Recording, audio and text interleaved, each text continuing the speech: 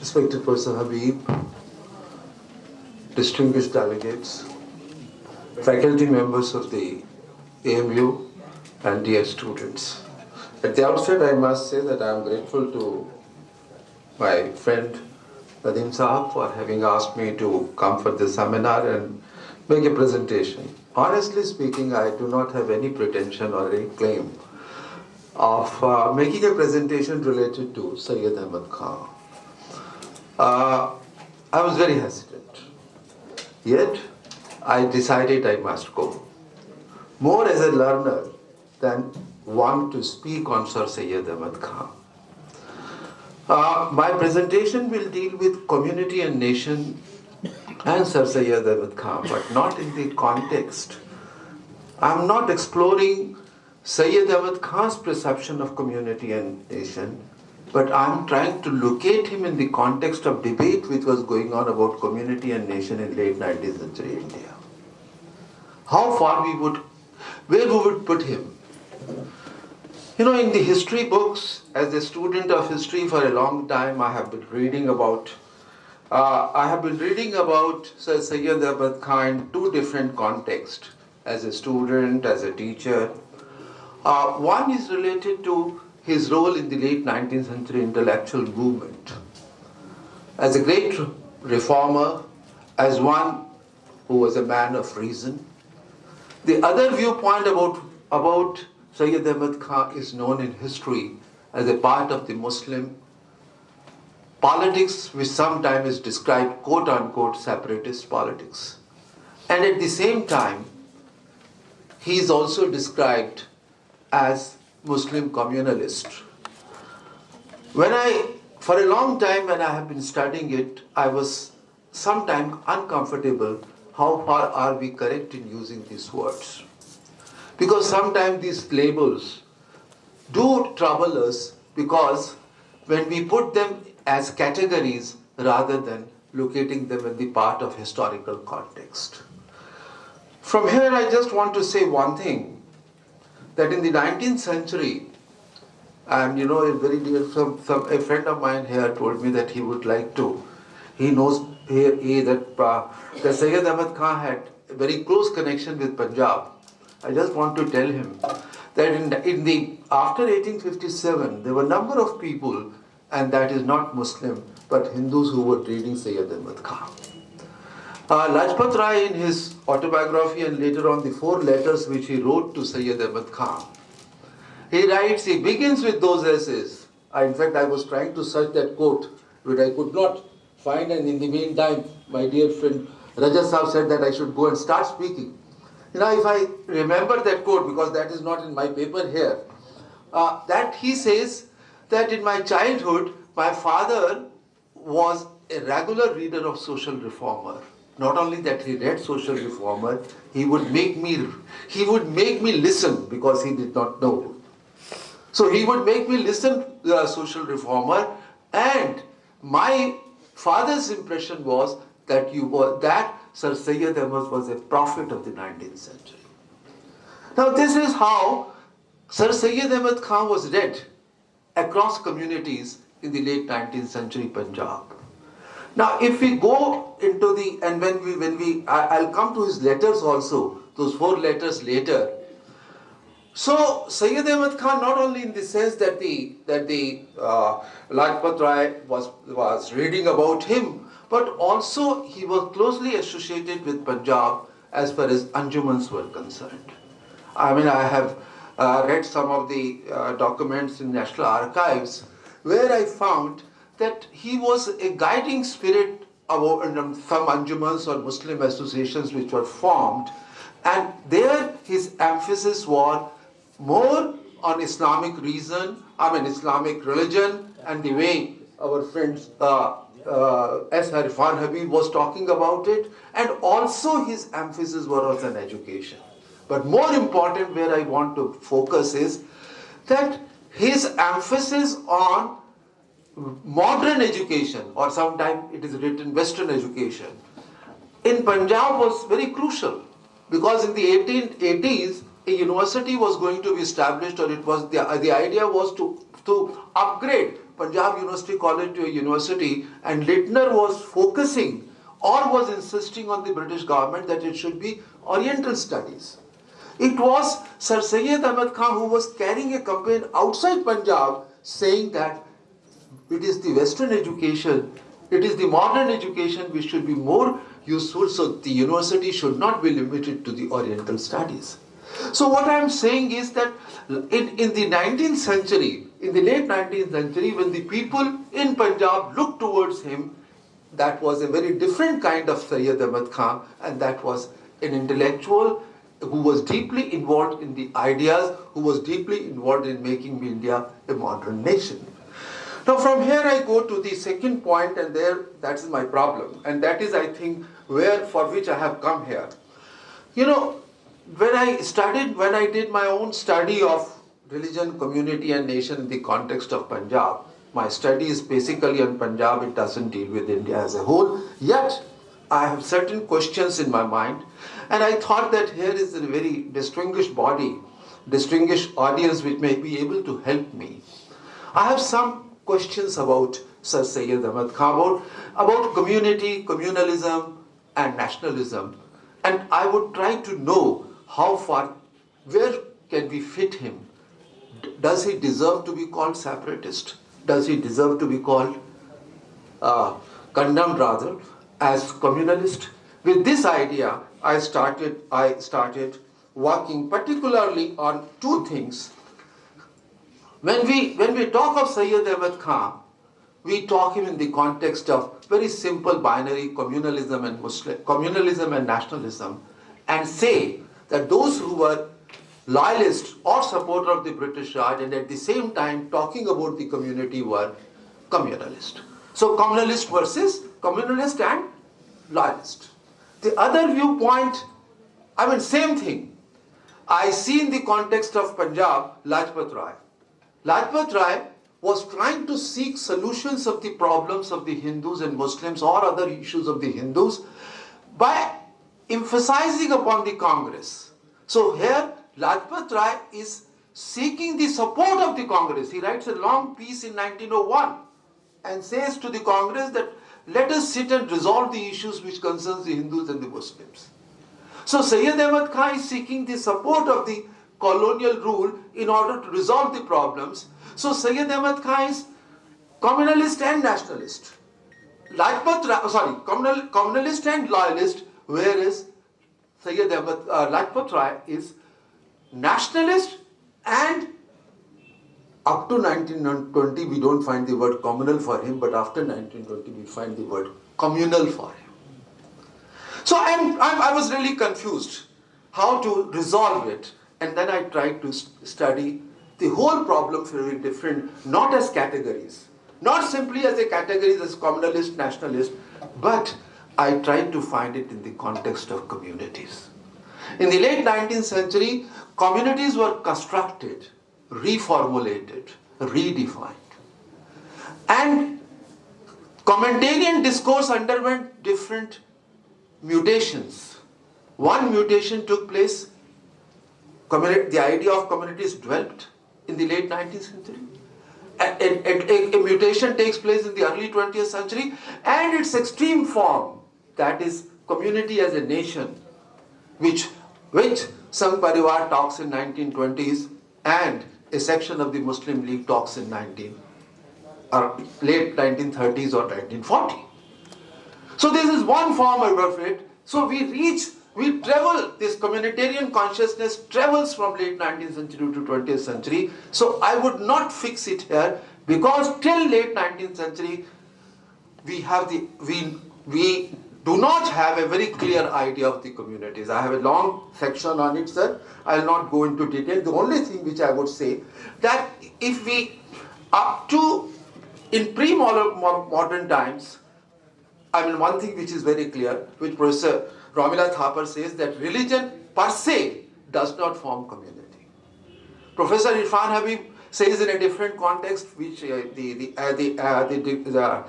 lecture which he gave at Punjabi University, that religion is not to be reduced only to, the history of the religion is not to be reduced only to the history of belief, but also as a part of a social processes.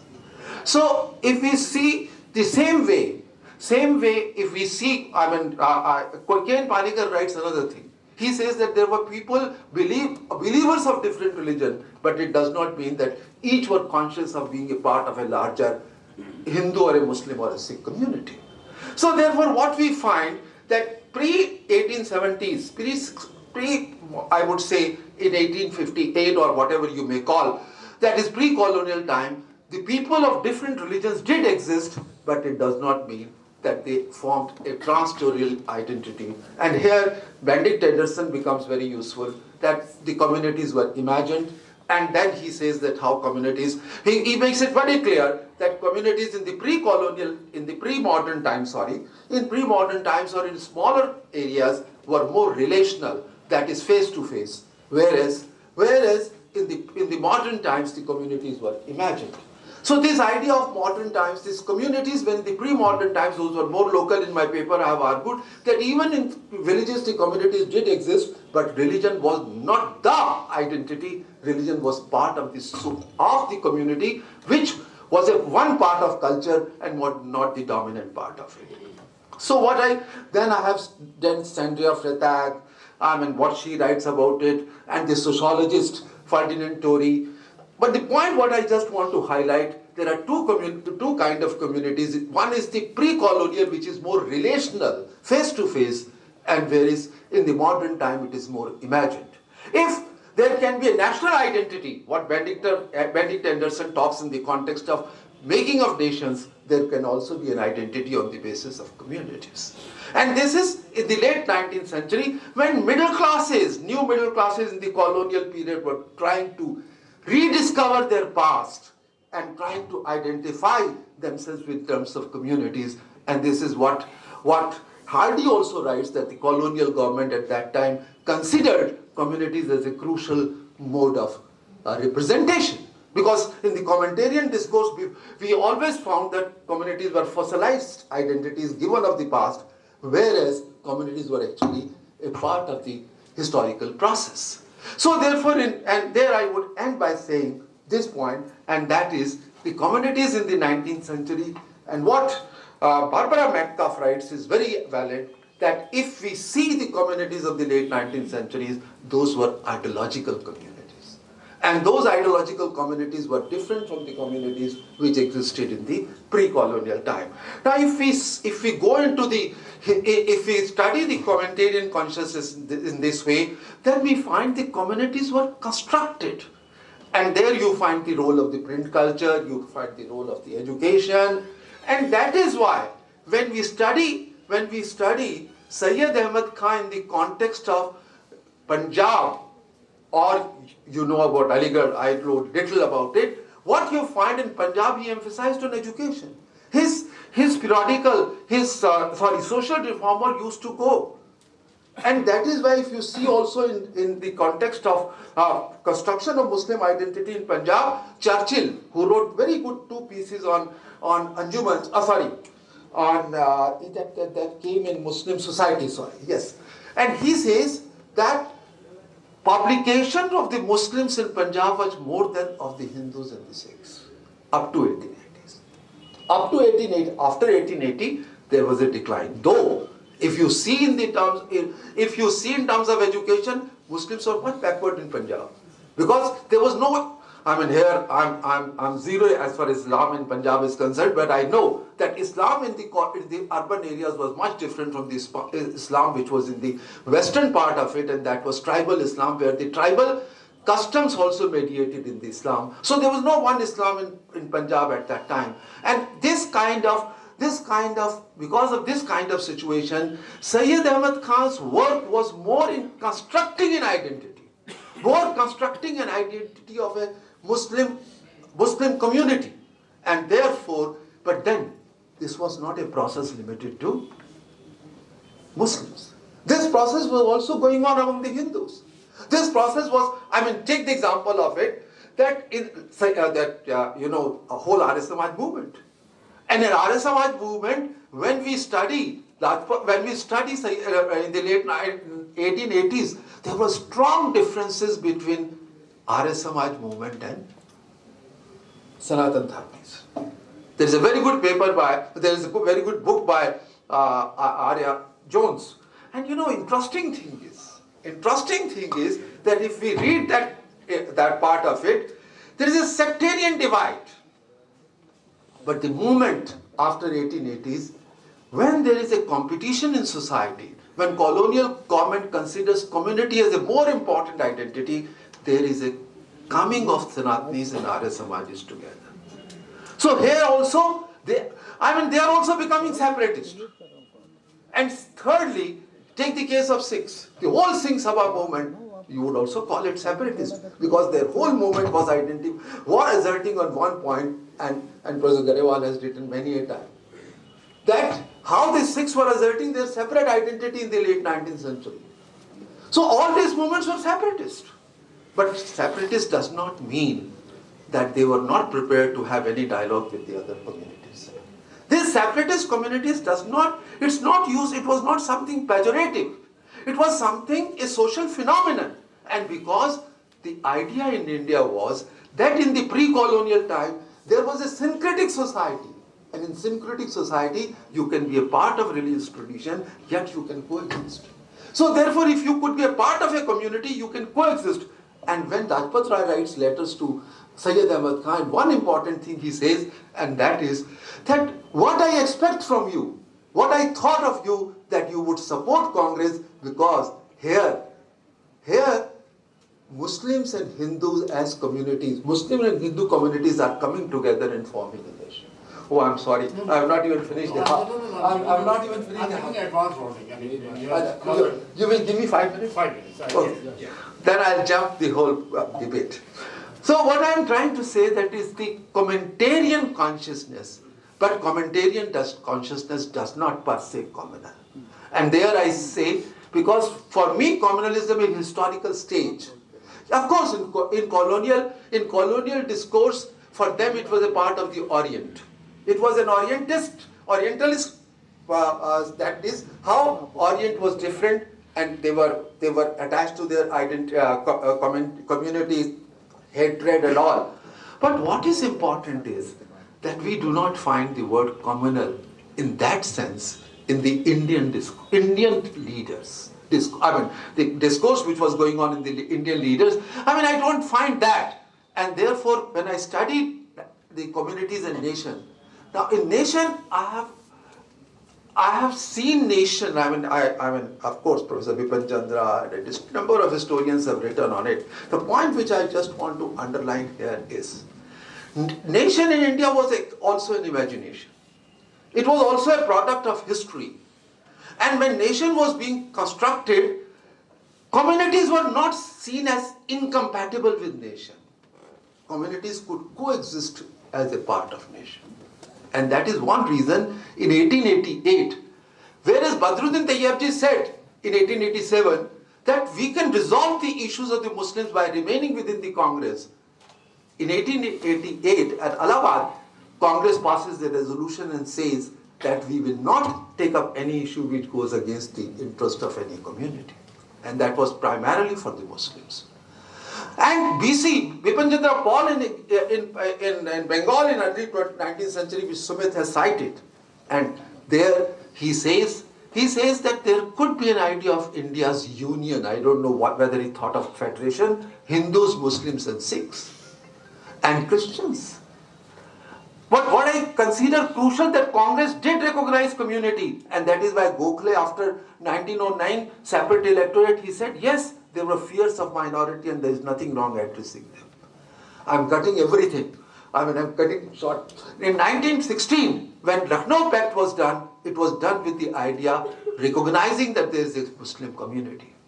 And in 1919, when Gandhi comes, what Ravindra Kumar says is a very valid point, that Gandhi considered communities as a mode of mobilization. For him, religion was very, very universal, that people belonging to different religions could coexist, and that is one reason that he took up Khilafat. So, that idea of community could coexist with nation up to 1920s. And once after 1920s, we find the politics started changing. Power, sharing of power in provinces.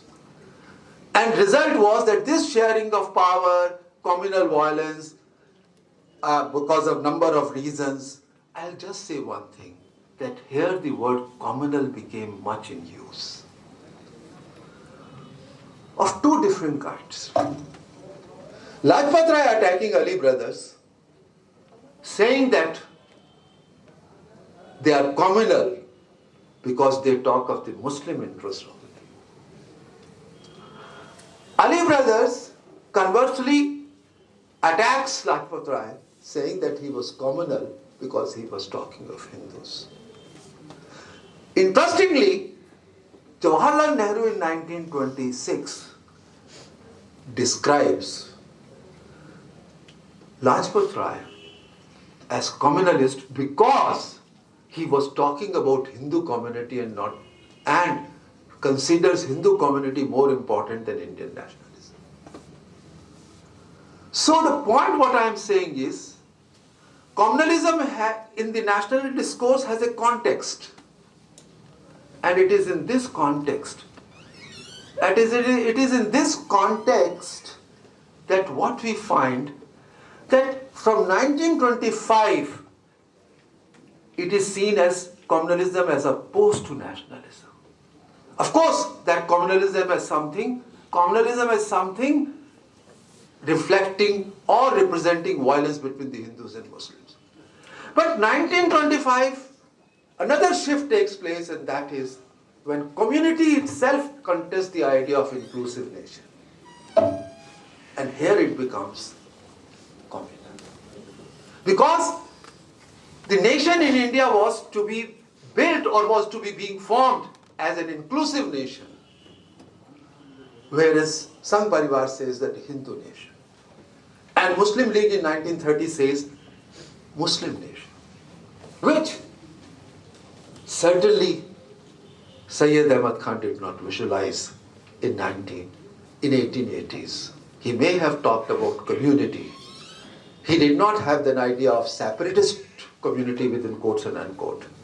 He did not have the idea of making Pakistan one day. Thank you very much.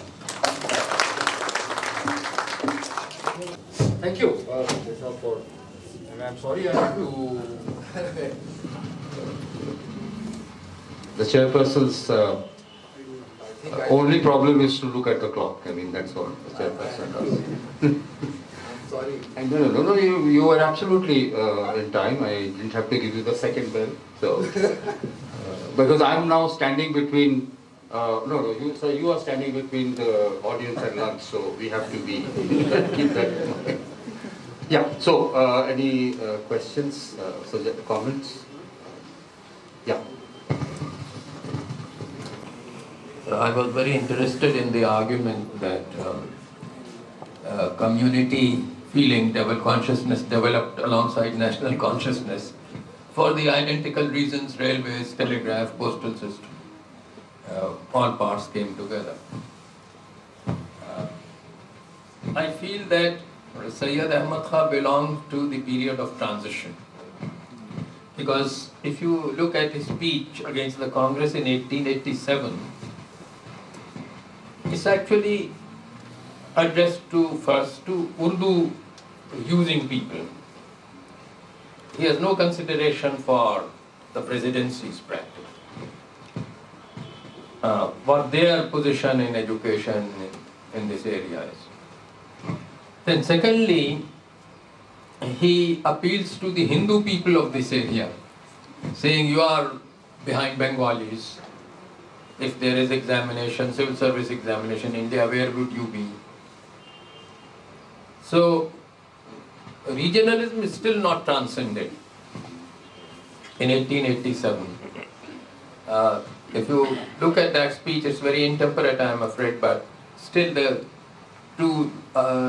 appeals he is making is first to Muslims, then to of this region, then to Hindus of this region, and then identifying the Congress with Bengalis, whom only until 2 or 3 years earlier he was admiring. In his every speech he used to say almost that you should follow the Bengalis in absorbing modern education.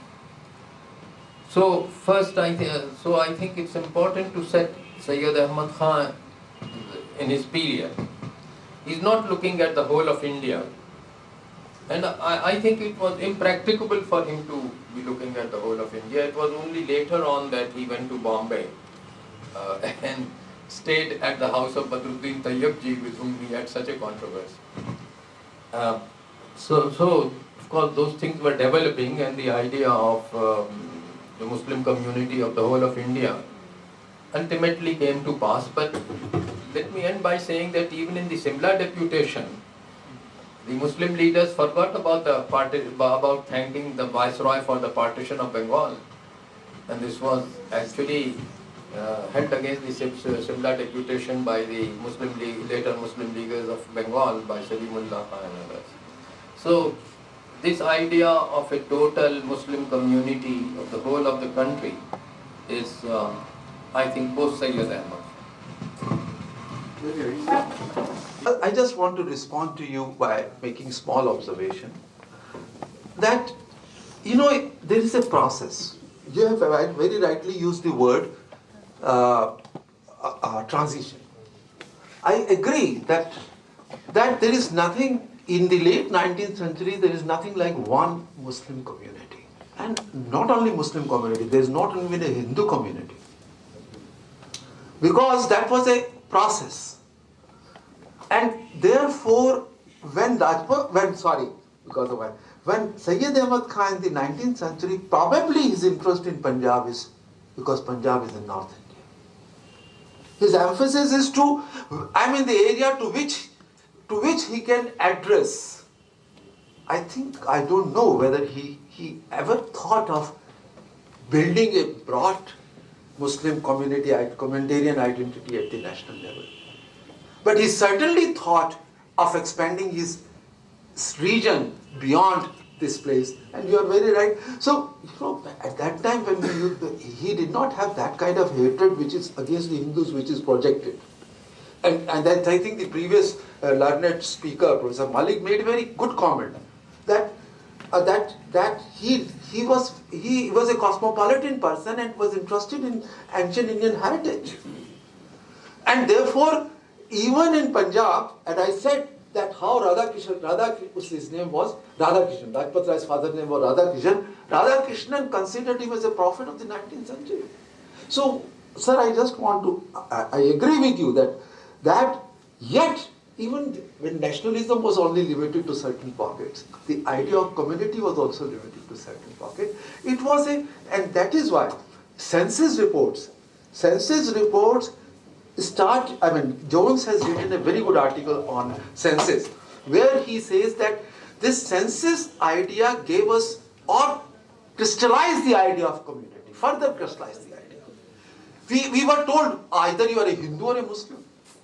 Then when you go to the another thing is that census report also included the material like Hindus education rate is high, Muslim education rate is low. Now, Sayyid Ahmad Khan becomes a part of that knowledge. So he started building an idea that why Muslims should not grow. So I think when he talks of of Muslim as an identity, Muslim as a community, it does not mean, because British gave us the idea of Muslims as a community, as fossilized communities, as something which the nationalists also accepted, with one small change, that whereas the British said that they were fighting against each other, they said no, communities did exist, but the only thing is that they were not fighting against each other. So, but the historical historical process is that communities were actually in the process of making. And that is why, and sir, that is one reason, when Pakistan came up, when partition came up, it did not have the mandate of all the Muslims in India, despite the fact that there was a Muslim community.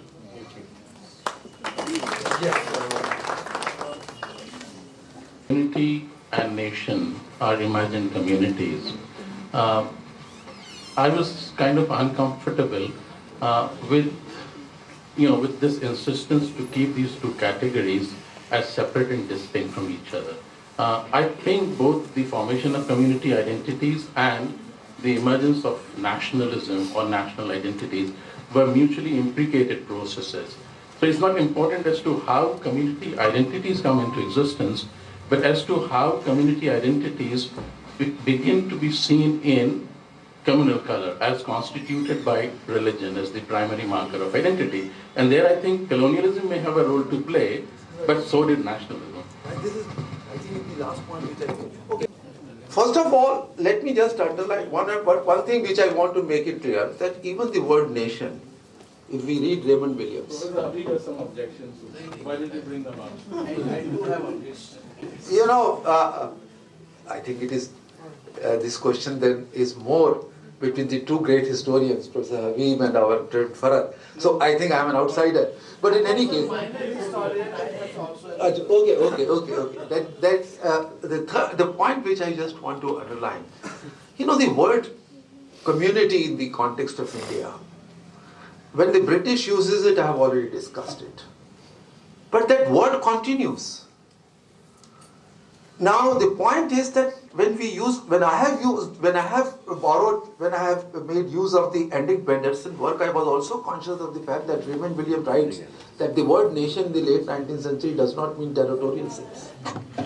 Nation nation could also be a social collectivity. And that is why in historical records, among the Sikhs, there is a big problem in Punjab. You know, I come from Punjab, yet I am an outsider there. Because when I say that Sikhs, because when they use the word Sikhs as a nation, that is more as a social collectivity, as a community. So these were two parallel, you can say, discourse, that is a communitarian discourse as well as a national. But national discourse, when I use the word nation, I am using it in the territorial sense. We are cutting across communities and forming an overarching Indian unity. Yet what I underline is that keeping in with the Indian situation where the British did play part, that is that the Congress had no alternative, despite the fact that many of them were very secular, in that sense that they did not want to give any basic importance to religion, yet they were not willing to reject the idea of community. And they said, okay, if there are certain fears of the Muslim minority, we would have this. So this is my... That itself is a compliment for me, sir. Yes, everybody is satisfied. That is a We can compliment. move on to our next speaker, Mr. Purvanjan.